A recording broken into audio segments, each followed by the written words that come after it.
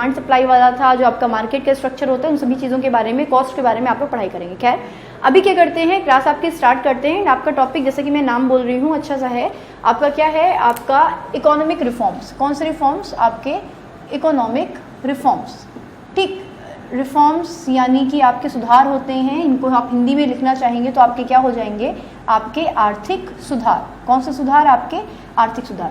देखिए अगर आर्थिक सुधारों की बात करें तो ये बहुत पुराने चल रहे थे, लेकिन जब आप इंडिया के कॉन्टेक्स्ट में आते हैं, भारत के संदर्भ में आते हैं, तो ये जो आपके आर्थिक सुधार होते हैं ये आपके स्टार्ट हुए थे कब से? आपके 1991 से। और 1991 से शुरुआत होने का भी एक रीज़न है, क्योंकि देखिए आपका क्या था कि इंडिया जो था वो आपका यूएसएसआर के साथ में क्या हुआ था, ट्रेड करता था। इंडिया का टोटल जो ट्रेड होता था उसका 1/4 जो होता था वो यूनाइटेड स्टेट्स ऑफ सोवियत रूस के साथ में कंडक्ट होता था। और आपका क्या हुआ कि 1991 के समय में आपका यूएसएसआर का क्या हो गया, विघटन हो गया, यानी कि यूएसएसआर आपका क्या हो गया, डिसॉल्व हो गया। तो यूएसएसआर के साथ डिसॉल्व होने की वजह से इंडिया का जो 1/4 ट्रेड था वो क्या हो गया, अब रुक गया। तो हमारे ऊपर एकदम से प्रेशर बन चुका था। एक तो पहली बात तो ये कि हम लोग क्या कर रहे थे, अभी भी हम लोग बहुत ज़्यादा बोलेंगे जिस तरीके से आज की डेट में हम लोग बोलेंगे कि डिपेंडेंट नहीं है हम लोग उतना ज़्यादा।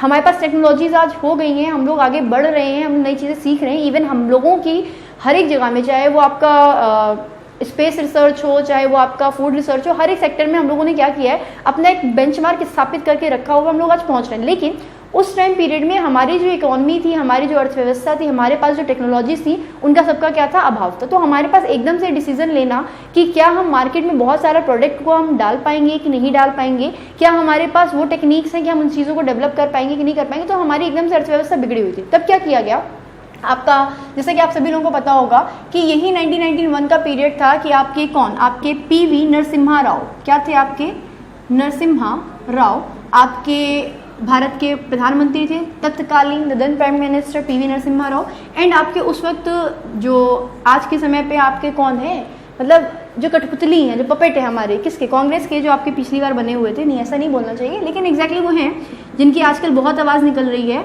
मैं बहुत रिस्पेक्ट करती हूँ, पहले क्यों नहीं निकली इनकी आवाज़, डॉक्टर मनमोहन सिंह। कौन आपके, डॉक्टर मनमोहन सिंह। उस वक्त क्या थे, आपके फाइनेंस मिनिस्टर थे। इनको इतनी सारी नॉलेज है फाइनेंस के सेक्टर में, मगर अपना अपना जब सबका कार्यकाल होता है तब इन लोगों के पास में सब एकदम डम्ब हो जाते हैं, इनके पास में कोई नॉलेज नहीं होती, कुछ नहीं होता, सिर्फ वोट बैंक काम करता है, दैट्स इट। अभी क्या है, 1991 का समय था, आपका यूएसएसआर का विघटन हुआ था, इंडिया का 1/4 ट्रेड जो होता था, इंडिया का किसका, इंडिया का 1/4 ट्रेड किससे होता था, आपका यूएसएसआर से होता था। अतः क्या हुआ, हमारे ऊपर एकदम से प्रेशर पड़ा। और तब आपके जब प्राइम मिनिस्टर पीवी नरसिम्हा राव थे, उन्होंने बोला क्या कि हम लोग लेके आएंगे अपनी एक नई पॉलिसी, जिसको बहुत ज़्यादा, भारत की उस वक्त की सबसे ज़्यादा इंटेंस पॉलिसी थी, फाइनेंशियल पॉलिसी थी। तो आप बोलोगे क्या, आपकी डेट थी 23 जुलाई 1991, और आपकी भारत की सबसे ज़्यादा इंटेंस पॉलिसी जिसको आप लोग बोलते हो कौन सी, आपकी न्यू इंडस्ट्रियल पॉलिसी का क्या हुआ, स्थापित हुई, आपका जन्म हुआ, इनका गठन हो गया। अब ये जो आपकी न्यू इंडस्ट्रियल पॉलिसी जो आई, तो उसमें हम लोगों ने क्या किया, बेसिकली रिफॉर्म्स से आपके इंडिया की जो आपकी इकोनॉमी है, जो इतना फ्लक्चुएट कर रही है, आगे पीछे जा रही है, नीचे हो रही है, तो उसी को रिफॉर्म करने के लिए हम लोगों ने क्या करिए, कुछ मेजर्स लिए। तो अभी क्या करेंगे, इस इंडस्ट्रियल पॉलिसी के थ्रू आपके क्या किए गए, आपके मेजर्स करी गई, यानी कि उपचार किए गए, उपाय किए गए। तो ये उपाय क्या थे, आपके दो थे। एक तरफ था आपका कैसा, आपका मैक्रो स्टेबलाइजेशन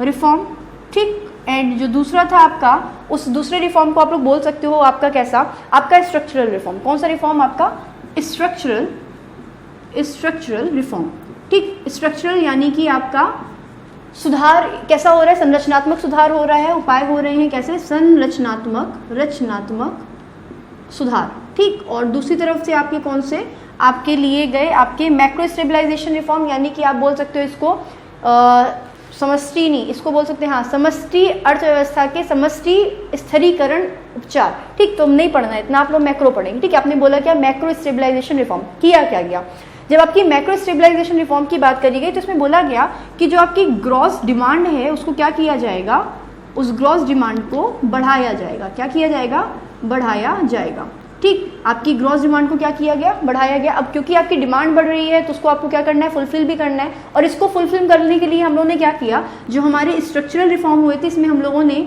अपनी जो ग्रॉस सप्लाई थी उसको क्या कर दिया गया, सप्लाई को बढ़ा दिया।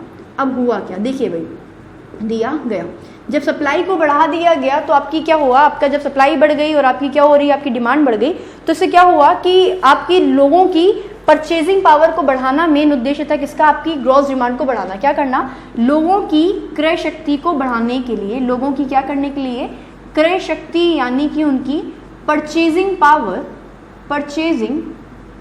पावर को बढ़ाने के लिए हम लोगों ने क्या करी, ग्रॉस डिमांड को बढ़ा दिया। एंड स्ट्रक्चरल रिफॉर्म में हम लोगों ने क्या किया, ग्रॉस सप्लाई को बढ़ा दिया गया, क्या करने के लिए, ताकि आपके जितने भी बैरियर्स हैं वो सारे के सारे क्या हो सके, खत्म हो सके, और आपका जो प्रोडक्ट है उसकी ज़्यादा से ज़्यादा क्या हो सके, प्रोडक्शन हो सके। फिर समझिएगा, फिर से समझाएंगे, फिर से स्टार्ट करेंगे, कहेंगे क्या कि जो आर्थिक सुधार हुए भारत में अगर बात करूं तो बहुत सारे हैं कि आपके विश्वेश्वरैया प्लान आया था, ये आपके लिए ज़रूरी नहीं है इसलिए मैं इंक्लूड नहीं करती, आपका बॉम्बे प्लान आया था, ये जो JRD बिरला, टाटा बिरला, जो फिक्की जैसी ऑर्गेनाइजेशंस हैं, ये सारी की सारी बहुत ज़्यादा इंडिपेंडेंस के बिफोर क्या करती हैं, अपना योगदान देती हैं। ठीक है, तो हम लोग को वो नहीं पढ़ना क्योंकि आपने वो आपके सिलेबस में नहीं आएगा, आपका टाइम वेस्ट होगा, बहुत सारे सब्जेक्ट्स हैं वो कंप्लीट नहीं हो पाएगा। तो मैंने क्या किया, मैंने आपका बेसिकली 1991 से स्टार्ट किया गया, जिसमें बोला क्या कि USSR का विघटन हो गया था और भारत का USSR के साथ में 1/4 का क्या होता था, ट्रेड होता था। अब ये जो 1/4 का ट्रेड होता था उसकी वजह से जब USSR का विघटन हुआ तो भारत के सामने एक चैलेंज आ गया कि हम अपना व्यापार किस तरीके से करेंगे। तब आपके प्रधानमंत्री PV नरसिम्हा राव और आपके जो डॉक्टर मनमोहन सिंह थे वो क्या थे, आपके फाइनेंस मिनिस्टर थे। तो इन दोनों ने क्या किया, अपनी एक नई पॉलिसी जो भारत की पहली और सबसे ज़्यादा इंटेंस पॉलिसी थी, इसको 23 जुलाई 1991 को क्या किया गया था, लॉन्च किया गया था। इस पॉलिसी के थ्रू क्या किया गया, बोला गया कि अब हमारी जितनी भी इंडस्ट्री, जितना भी हमारी डिमांड है, जितनी भी हमारी सप्लाई, सारी की सारी चीज़ें कंप्लीट होंगी और उसको कंप्लीट करने के लिए क्या किए गए, कुछ मेजर्स लिए गए। बेसिकली आपकी 2 मेजर्स ली गई, 2 उपाय किए गए। एक को बोला आप लोगों ने मैक्रो स्टेबलाइजेशन मेजर या रिफॉर्म, और दूसरी तरफ आपने बोला क्या, आपका स्ट्रक्चरल रिफॉर्म। मैक्रो जो था इसमें आपकी लोगों की परचेजिंग पावर को बढ़ा करके, क्यों, उनकी सैलरी जब ज़्यादा आएगी, उनकी परचेजिंग क्रय शक्ति बढ़ जाएगी तो वो लोग क्या करेंगे, ज़्यादा डिमांड करेंगे, और अगर किसी की डिमांड ज़्यादा है तो उसकी सप्लाई भी ज़्यादा करनी पड़ेगी। इसका मतलब देश के अंदर ही बहुत सारा क्या हो जाएगा, प्रोडक्शन हो पाएगा। लेकिन प्रॉब्लम क्या थी, हमारे पास वो टेक्निक्स नहीं थी कि हम लोग बहुत ज़्यादा चीज़ों को क्या कर सके, आगे बढ़ा सके। इसीलिए जो सबसे ज़्यादा फेमस टर्म आप लोगों ने सुना होगा, लिक्विफाइड पेट्रोलियम गैस, किसके बारे में आप लोगों ने सुना होगा, LPG। इस LPG पॉलिसी को क्या किया गया, शुरू किया गया। ठीक है, ये जो आपकी लिक्विफाइड पेट्रोलियम थी इसका स्क्रीनशॉट ले लीजिए, हम लोग LPG के बारे में पढ़ेंगे, जो आपका इन्हीं रिफॉर्म्स के थ्रू क्या था, एक बोलेंगे रिजल्ट था कि ये जो रिफॉर्म्स किए तो हमारे पास नई नई कंडीशंस आने लगी और उन नई कंडीशंस को ध्यान में रख करके हम लोगों ने LPG प्रोजेक्ट स्टार्ट किया। अब देखिएगा भाई, समझ में आया होगा सभी लोगों को। देखिए क्या है ये, कब किया गया था, 23 जुलाई 1951 को नई आर्थिक नीति।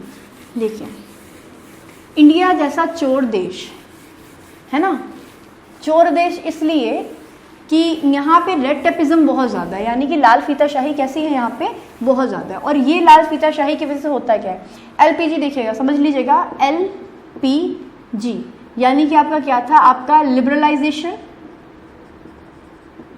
आपका प्राइवेटाइजेशन एंड आपका ग्लोबलाइजेशन। ठीक, ये 3 चीज़ें हैं जो आपकी लॉन्च करी गई थी। इसमें बोला गया क्या, हमें प्रोडक्शन करना है, ठीक, तो हमें क्या होना पड़ेगा, लिबरल होना पड़ेगा। पहली बात ये कि हम लोग जब भी कोई भी चीज़ें बनाते हैं, जैसे आपको पता होगा कि इंडिया में मैंने बोला रेलवे की मोनोपोली है ना, तो रेलवे के जो डिब्बे बनते हैं, रेलवे के जो इंजन बनते हैं, वो आपकी सिलेक्टेड कंपनीज ही आपके NOCs लेकर के उनका निर्माण करती हैं। ठीक, आपका प्राइवेट सेक्टर, जैसे हम लोग बोलते हैं ना कि यहाँ पे आपके फायर क्रैकर्स का अड्डा पकड़ा गया, बारूद है, यहाँ पे बहुत ज़्यादा आर्म्स है, एमिनेशन, हम लोग नहीं निर्माण कर सकते, वो अवैध है क्योंकि हमारे पास उस चीज़ का लाइसेंस नहीं है। तो हर एक चीज़ का लाइसेंस प्रोवाइड किया जाता था।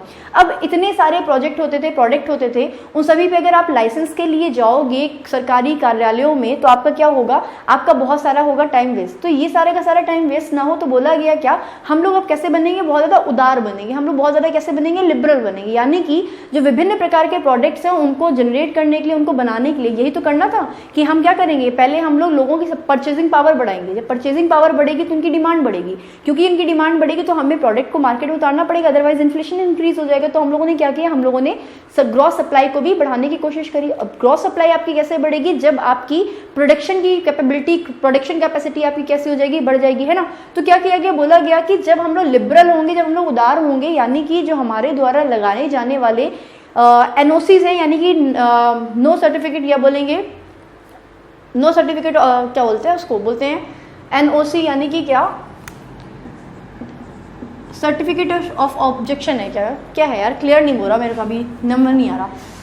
बोलेंगे आपका जो भी चीज़ें आप लोग बनाते हैं तो उसमें आपका क्या लगता है कि यार उसमें किसी भी तरीके के आपको टैक्स नहीं देना होता, मुझे एग्जैक्टली वर्ड नहीं समझ में आ रहा, आपको NOC लेनी पड़ती है। तो आपका ये जो लिबरलाइजेशन हुआ इसमें बोला गया कि अगर सिंपल सी बात करेंगे तो किसी भी अर्थव्यवस्था में, किसी भी इकोनॉमी में जब आप लिबरलाइजेशन की बात करते हैं, उदारीकरण की बात करते हैं, तो ये क्या करती है, आपको स्टेट इकोनॉमी से लेकर के मार्केट इकोनॉमी पे लेके जाती है, पहली चीज़। यानी कि आपको जब स्टेट इकोनॉमी से मार्केट, नो ऑब्जेक्शन सर्टिफिकेट, ठीक, NOC means no objection certificate, मेरे दिमाग में चल रहा था, आ गया, ठीक। तो आपका लिबरलाइजेशन के प्रोसेस में आपका जो NOC लेनी पड़ती थी सरकारों के द्वारा, तो उसमें बहुत ज़्यादा क्या होते थे, स्टेप्स होते थे कि एक स्टेप से आप दूसरे में जा रहे हैं, दूसरे से आप तीसरे में जा रहे हो, और आपकी बहुत सारी प्रॉब्लम्स होती हैं, इसमें बहुत ज़्यादा टाइम वेस्ट होता था। दूसरी बात, आपका लाल फीताशाही यानी कि रेड टेपिज्म बहुत था, यानी कि आप हर एक आप अधिकारी के पास जाएंगे, अथॉरिटी के पास जाएंगे, तो हर जगह आपको क्या करना पड़ेगा, सीट के नीचे से हाथ गर्म करने पड़ेंगे, यानी कि पैसे देने पड़ेंगे। तो इतना पैसा लोग हमारे देश में क्यों इन्वेस्ट करेंगे आकर के, जब उनको हर जगह में क्या देनी है, घूस देनी है। तो इन सभी चीज़ों को बंद करने के लिए बोला गया कि चाहे भारत से बाहर की भी कंपनियां, मल्टीनेशनल कंपनीज भी भारत में आके इन्वेस्ट कर सकें, रेड टेपिज्म कम हो सके, दूसरी चीज़ घूसखोरी कम हो सके, और आपके जितने भी प्रोडक्ट है वो आपकी पब्लिक, नॉर्मल पब्लिक भी क्या कर सके, उसको बना सके, कुछ चीज़ों को छोड़ के। से आज भी हम लोग आर्म्स एंड एम्यूनिशन को नहीं बना सकते, हम लोग रेलवे में नहीं जा सकते, हम लोग जो आपके हैजार्डियस, आपके जो ड्रग्स होते हैं उनको नहीं बना सकते, और उसके साथ साथ में हम लोग लिकर्स, बेवरेजेस वगैरह का भी प्रोडक्शन नहीं कर सकते। नहीं कर सकते मतलब नहीं कर सकते, अगर हम इलीगली करते तो हम पकड़े जाते हैं, और उसके एवज में हम लोग को सजाएं भी होती हैं, पनिशमेंट्स भी होते हैं, दैट्स इट। फिर आपका क्या था, जब आपकी बात करी गई किसकी, लिबरलाइजेशन की उदारीकरण की, तो मैंने बोला क्या, ये आपका डायरेक्शन बताती है, क्या बताती है, डायरेक्शन बताती है, कहाँ से लेके कहाँ तक की, आपकी स्टेट इकोनॉमी से आपका कहाँ पे, आपकी मार्केट इकोनॉमी के तरफ, किसके तरफ, आपकी मार्केट इकोनॉमी के तरफ, ठीक। जब बोला गया स्टेट इकोनॉमी से आप मार्केट इकोनॉमी में जाएंगे, तो आपको पता होगा कि स्टेट इकोनॉमी में क्या होता था, मैंने प्रीवियस क्लास में बताया था कि यहाँ पे सारा का सारा कंट्रोल गवर्नमेंट का होता था, ठीक। अब गवर्नमेंट का सारा कंट्रोल है, तो ऑब्वियस है कि जो आपका क्या है, आपकी NOC है वो कम नहीं करेगी, है ना। तो आपकी NOC खत्म करी गई, आपकी स्टेट इकोनॉमी से मार्केट इकोनॉमी का क्या बताया, डायरेक्शन बताया, हम लोग बहुत फ्री हो गए, लिबरल हो गए, ताकि जितने भी लोग हैं आपका आराम से अपने बिजनेस को स्टार्ट कर सकें, पहली चीज़। दूसरी चीज़, प्राइवेटाइजेशन यानी कि निजीकरण, क्या बोलेंगे इसको, निजीकरण। इसमें क्या होता है, सिंपल सी चीज़ें समझ लेंगे, इसको था उदारीकरण। कौन सा करण, आपका उदारीकरण। इतने ज़्यादा उदार हो गए हम लोग कि बर्बाद हो गए हम लोग, ठीक। फिर आपका क्या आया, आपका निजीकरण आया, यानी कि आपका प्राइवेटाइजेशन आया। इसमें देखिए दो चार चीज़ें होती हैं। पहली बात, हम लोगों ने क्या किया, जितनी भी आपकी गवर्नमेंट प्रॉपर्टीज थी, गवर्नमेंट असेट्स थी, उन सारी की सारी असेट्स को अगर आपके प्राइवेट सेक्टर्स को सौंप दिया जाए, दे दिया जाए, तो एक तरीके का क्या बोला जाता है कि आपका निजीकरण हो जाता है। भारत आज भी इस प्रकार के निजीकरण को फॉलो नहीं करता, ठीक। दूसरा, आपका इस जो निजीकरण को मैंने बोला, तो इसको एक नाम बोला गया, इसको बोला गया डीनेशनलाइजेशन। क्या बोला गया, आपका डीनेशनलाइजेशन। देखिएगा, एक टर्म बोला गया डीनेशनलाइजेशन। इसमें क्या होता है, आपका जितना भी आपकी गवर्नमेंट परिसंपत्ति यानी कि जो असेट्स होती हैं, उन गवर्नमेंट असेट को क्या कर दिया जाता है, प्राइवेट सेक्टर को सौंप दिया जाता है। क्या कर दिया जाता है, सौंप दिया जाता है। अच्छा, इंडिया जो है आज भी डीनेशनलाइजेशन को फॉलो नहीं करता, ठीक। दूसरा जो टर्म है इसी के साथ में आप लोग बोल सकते हो, जिसको आप लोग बोलते हो क्या, आपका डिसइन्वेस्टमेंट। क्या बोलते हो आप लोग, डिसइन्वेस्टमेंट। ये क्या है, यानी कि देखिए, जब भारत की सरकार क्या करती है, जैसे कि हम लोग को पता है, हम लोग मिक्स्ड इकोनॉमी यानी कि private sector and public sector का दोनों का क्या होता है, मर्जर चलता है, यहाँ पे मिक्स रूप चलता है, फॉर्म चलता है। तो जब हम लोग क्या करते हैं, हम लोग डी इन्वेस्टमेंट करते हैं या बोले डिसइन्वेस्टमेंट करते हैं, तो इसमें हम लोग कुछ चेंजेस के साथ में, यानी कि अगर आप अपनी टोटल प्रॉपर्टी का आपने क्या किया, 49% गवर्नमेंट सेक्टर के पास में, 51 सेक्टर या शेयर्स आपके किसके पास में, आपके प्राइवेट सेक्टर के पास में, तो वो आपकी प्राइवेट कंपनी होगी। इसी के अपोजिट में अगर 50% का हम लोगों ने रखा गवर्नमेंट के पास में, अथॉरिटी है, ओनरशिप है, आपके शेयर्स हैं, तो आपका ये डिसइन्वेस्टमेंट हुआ। लेकिन इस डिसइन्वेस्टमेंट में रोल अभी भी ज़्यादा किसका, गवर्नमेंट सेक्टर का, यानी कि फंक्शन करेगा आपका प्राइवेट सेक्टर, लेकिन अथॉरिटी करेगी कौन, आपकी गवर्नमेंट सेक्टर। ये पहला हुआ डिसइन्वेस्टमेंट, ठीक। दूसरा क्या होता है, उसमें आपका पूरा का पूरा 100% तो नहीं देते क्योंकि आपका वो डीनेशनलाइजेशन हो जाएगा, लेकिन उसका कुछ रेशियो कि आपका 17%, आपका 18% करके दे दिया गया किसको, प्राइवेट सेक्टर को, एंड रिमेनिंग आपका जो परसेंटेज था वो किसके पास हो गया, गवर्नमेंट के पास में हो गया। इससे क्या होता है कि आपके फंक्शन ढंग से चलते रहते हैं, क्योंकि आप सभी को पता है कि जो सरकारी आप लोग तैयारी कर रहे हो एसएससी की, और मैं आपको इसके साथ में एक चीज़ बताना चाहूँगी, प्लीज़ अगर तैयारी कर रहे हैं तो अपना 100% दीजिएगा। ऐसा मत करिएगा कि आप लोग वही जैसे मैं उन लोगों को गाली दे रही हूँ या आप लोग गाली देते हो वैसे आप लोग बन जाओ, तो प्लीज़ ऐसे मत बनिएगा। कुछ लोग चुपके से कर भी लेंगे, आई नो मेरी बात का, चल हटो यार तुम कैसे बोलती हो, है ना, ऐसे करके हटा भी देंगे, लेकिन आपने नहीं करना है अगर आप इंडिया के फेवर में सोचते हो, अगर आप गवर्नमेंट सेक्टर में जा रहे हो तो ठीक। अभी क्या है, डिसइन्वेस्टमेंट जो किया जाता है इसमें क्या होता है, स्ट्रेटेजिक डिसइन्वेस्टमेंट होता है। इसमें आपकी 51% की हिस्सेदारी सरकार अपने पास में रखती है, रिमेनिंग 49% की प्राइवेट सेक्टर को देती है।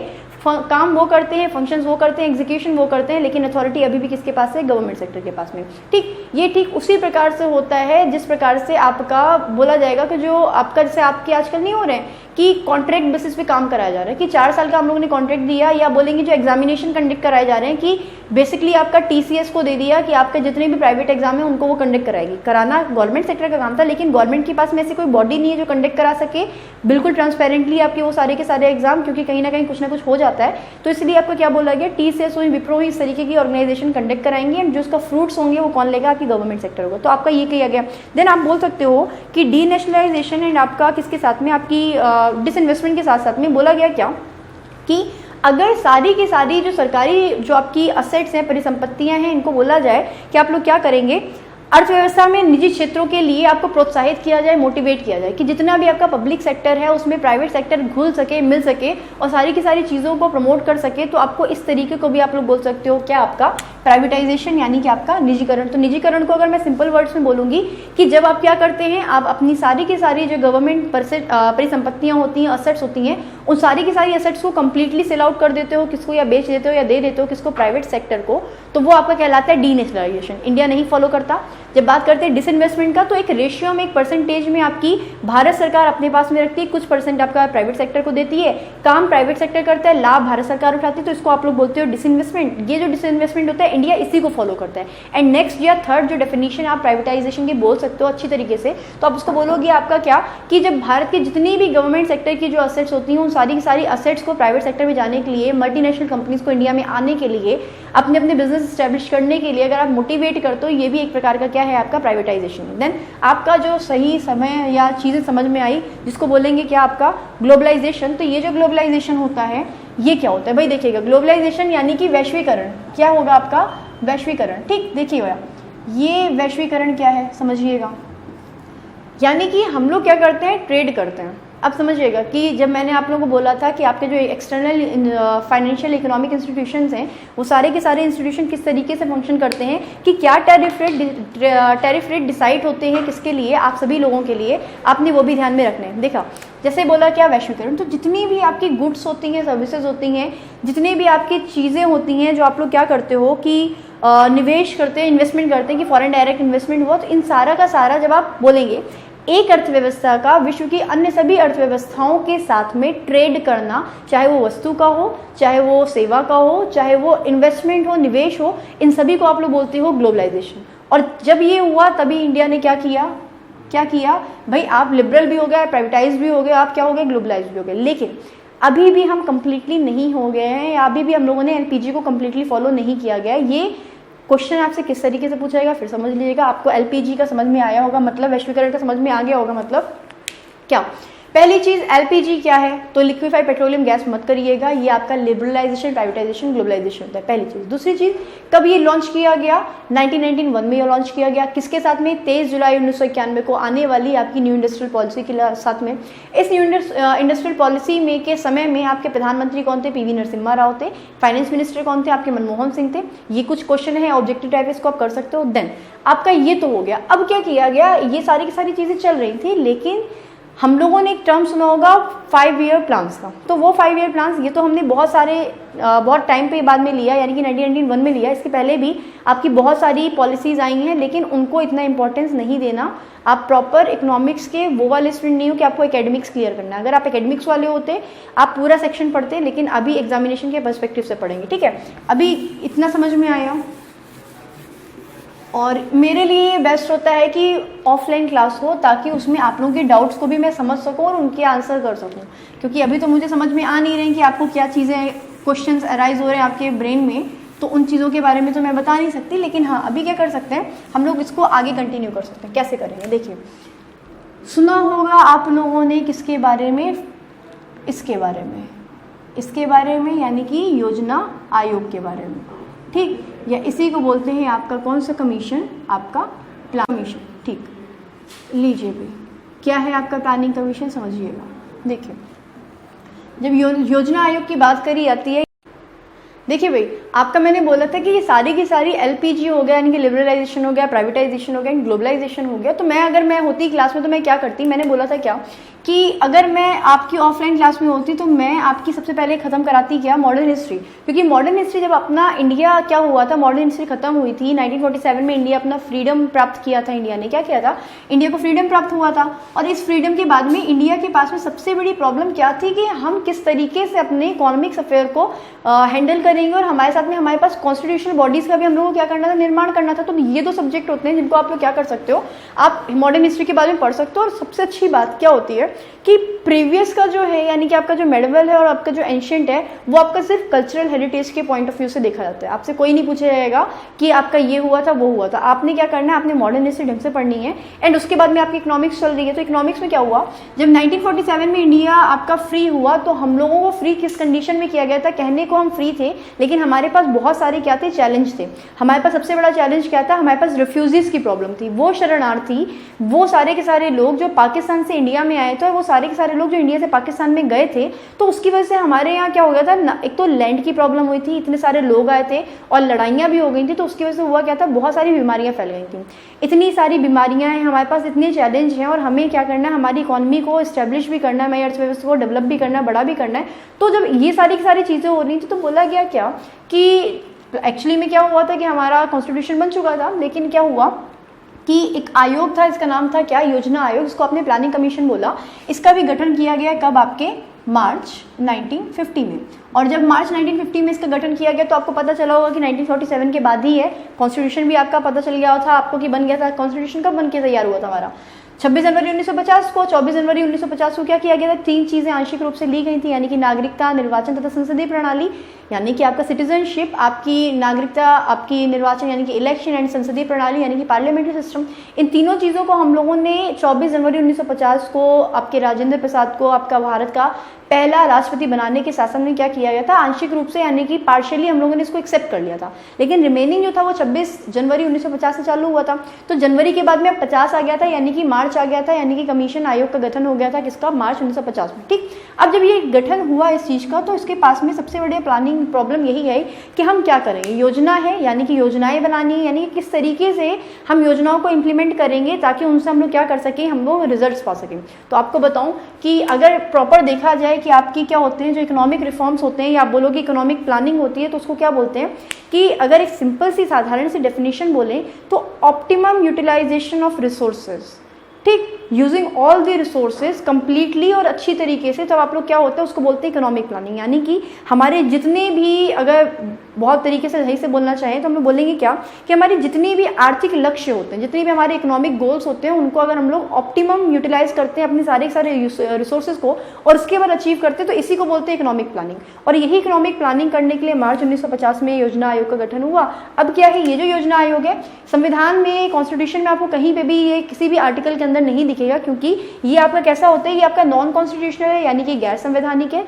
ये आपकी एक तरीके से एडवाइजरी बॉडी है, यानी कि आपका सलाहकारी निकाय है। साथ में टेक्निकल बॉडी भी है, यानी कि आपका बोलेंगे क्या कि टेक्निकल बॉडी को बोल सकते हैं आप लोग, टेक्निकल काम भी देखते हैं ये सारे सारे। तो आप लिख लोगे क्या, कैसा है, क्योंकि इसके पूछे जाते हैं कि इसके अध्यक्ष कौन होते हैं। तो आपको पता होगा कि जो प्रधानमंत्री होते हैं, पीएम होते हैं, ये आपके एक्स ऑफिशियल चेयरमैन होते हैं आपके किसके, योजना आयोग के। इसके साथ साथ में आपके क्या होते हैं कि एक आपके बोलेंगे कि आपके फाइनेंस मिनिस्ट्री सेक्रेटरी भी आते हैं, फाइनेंस सेक्रेटरी भी आते हैं। उसके साथ साथ में आपके सेंट्रल गवर्नमेंट से, या बोलेंगे सेंट्रल मिनिस्टर्स में से भी आपके बहुत सारे मेंबर्स आते हैं। बेसिकली आपके 6 मेंबर्स आते हैं। वो सारे के सारे मेंबर्स आकर के अपना रोल प्ले करते हैं, उसके साथ में आपके बहुत अच्छे से बोलेंगे जो बहुत ज़्यादा जिनको बहुत नॉलेज है, बहुत रिनाउंड है, आपके इकोनॉमिस्ट होते हैं जिनको बहुत सारा एक्सपीरियंस होता है, जिनको भारत की अर्थव्यवस्था के बारे में बहुत सारी नॉलेज है, वो सब लोग मिलकर के एक पूरा का पूरा बॉडी बनाते हैं। उस बॉडी में बनने के बाद में ये लोग क्या करती हैं, आपकी प्रत्येक आने वाली सरकार, क्योंकि प्रधानमंत्री बोला वो इसलिए बोला क्योंकि कोई भी गवर्नमेंट आएगी तो उसका जो हेड होगा, जो उसका लीडर होगा, वो आपका प्रधानमंत्री बनता है, पीएम बनता है। अब ये जो पीएम बनता है तो इनको एग्जैक्टली अगर बोला जाए तो भारत में जो राष्ट्रपति होते हैं वो आपके नॉमिनल हेड होते हैं, वो नाम मात्र के अधिकारी होते हैं, लेकिन जो आपके प्रधानमंत्री होते हैं वो एग्जीक्यूटिव हेड होते हैं। ये सारी की सारी चीज़ों का एग्जीक्यूशन उन्हीं का काम होता है, क्योंकि उनको सारी की सारी चीज़ें पता है, फाइनेंस की इंपॉर्टेंस पता है उनको पता है कि हमारे पास कितने फंड्स हैं, उनको पता है कि पब्लिक की, क्योंकि लोकसभा आपको पता होगा हाउस ऑफ कॉमन्स होता है, लोगों की लोकसभा यानी कि बेसिकली ये निम्न हाउस है या लोअर हाउस है आपका किसका, पार्लियामेंट का। तो लोगों की आवश्यकताओं के बारे में, उनकी नीड्स के बारे में लोगों के द्वारा चयन होता है, आपका डायरेक्ट होता है। तो इन सब चीज़ों की वजह से आपका प्रधानमंत्री को उसका हेड बनाया जाता है, आपका बोला जाता है क्या, चेयरमैन बनाया जाता है। तो बोलोगे क्या, एडवाइजरी क्या है आपकी, एडवाइजरी टेक्निकल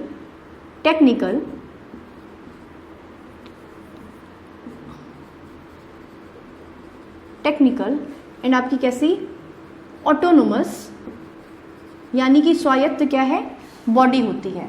इसके साथ साथ में आपकी कैसी है, या आपकी नॉन कॉन्स्टिट्यूशनल है, यानी कि आपकी कैसी है, आपकी गैर संवैधानिक है। कैसी है आपकी, गैर संवैधानिक है, क्योंकि संविधान के किसी भी आर्टिकल में, किसी भी पार्ट में इसका क्या नहीं है, नाम नहीं है। ये आपको क्या देती है, सिर्फ एडवाइस देती है। इसका जो चेयरमैन होते हैं, क्या होते हैं, चेयरमैन, या आप बोलोगे क्या, आपके एक्स ऑफिशियो चेयरमैन जो होते हैं या पदेन अधिकारी होते हैं, उनका नाम क्या होता है, या वो होते कौन है, आपके प्रधानमंत्री होते हैं। और ये प्रधानमंत्री होने के साथ साथ में आपके क्या होते हैं, आपके 6 आते हैं सेंट्रल लेवल के मिनिस्टर। कौन आते हैं, सेंट्रल मिनिस्टर्स आते हैं इसमें।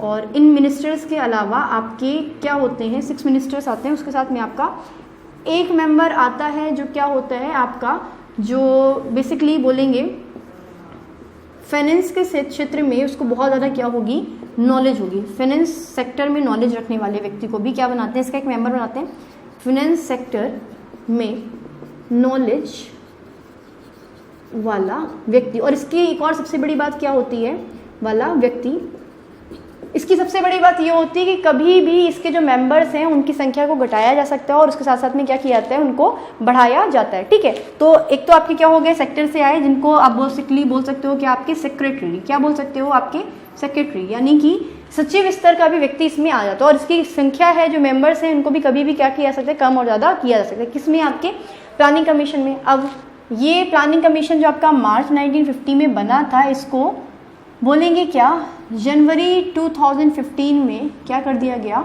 ख़त्म कर दिया गया, यानी कि बंद कर दिया गया, यानी कि अब ये कोई भी काम नहीं करता, इससे रिलेटेड अब चीज़ें नहीं होती। हाँ, आपसे पूछा जाएगा, क्योंकि प्रीवियसली जो पहले टाइम चल रहा था उसमें आपका एडवाइजरी है, सिंपल सी बात है। आपका एक क्या होता है, एक होता है प्लानिंग कमीशन, और इसके साथ में होता है आपका क्या, एनडीसी यानी कि नेशनल डेवलपमेंट काउंसिल। ठीक, फंक्शन फिर से, ये तो सिर्फ एडवाइस करती है, ये सारी की सारी चीज़ों को देखती है कि सब सही चल रहा है कि नहीं चल रहा है। इनके पास में डेटा जो कलेक्ट करके लाता है या प्रॉपर जो प्लानिंग करता है उसको बोलते हैं आपका क्या, आपका एनडीसी यानी कि नेशनल डेवलपमेंट काउंसिल। ये डेवलपमेंट का रोल प्ले करता है और आपका जो प्लानिंग कमीशन होता था ये सिर्फ देखता था। अब इसी के स्थान पर जनवरी 2015 में इसको खत्म किया गया और इसके स्थान पर क्या आ गया, आपका नीति आ गया। नीति यानी कि नेशनल इंस्टीट्यूशन फॉर ट्रांसफॉर्मिंग